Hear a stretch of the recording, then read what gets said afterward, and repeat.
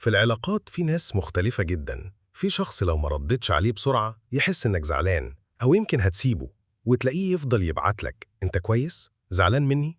لحد ما يطمن.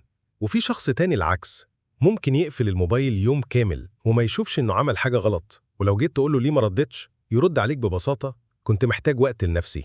وده كله ليه تفسير في علم النفس اسمه أنماط التعلق.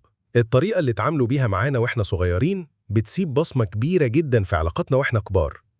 قبل ما أكمل اعمل لايك وفولو عشان توصلك فيديوهات تانية زي دي تساعدك تفهم نفسك واللي حواليك أكتر.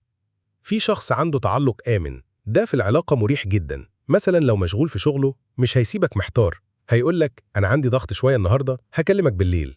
وفي نفس الوقت لو احتاجك يعرف يطلب الدعم من غير ما يحس بضعف. وجود الشخص ده بيخلي العلاقة مستقرة ومليانة أمان. وفي شخص قلق، تخيل إنك بتكلم واحد أو واحدة والرسالة اتأخرت 10 دقايق من غير رد، تلاقيه بدأ يتوتر، يمكن زعلان، يمكن زهق مني. ولو طولت أكتر ممكن يبدأ يراجع كل حاجة اتقالت بينكم، يدور على سبب يخوفه إنه يخسرك. هو مش قصده يضغط، لكنه بيخاف من الفقدان بشكل كبير. أما الشخص التجنبي فده اللي بيحب يحافظ على مسافة. مثلا تبقى معاه يوم حلو جدا، ضحك واهتمام، وتاني يوم تلاقيه بارد شوية أو مش عايز يتكلم. مش عشان ما بيحبكش، لكن عشان القرب الشديد بيخوفه، بيخليه يحس إنه مقيد أو هيفقد استقلاله. وفي نوع غير المنظم، وده معقد أكتر لأنه خليط من القلق والتجنب. ممكن تلاقيه في يوم بيقرب منك جدا ويحسسك إنك أهم حد في حياته، وفجأة من غير مقدمات يبدأ يبعد ويتجاهلك.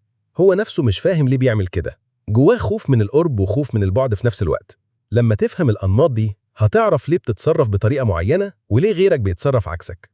مثلا لو انت قلق والطرف التاني تجنبي، طبيعي يحصل بينكم مشاكل.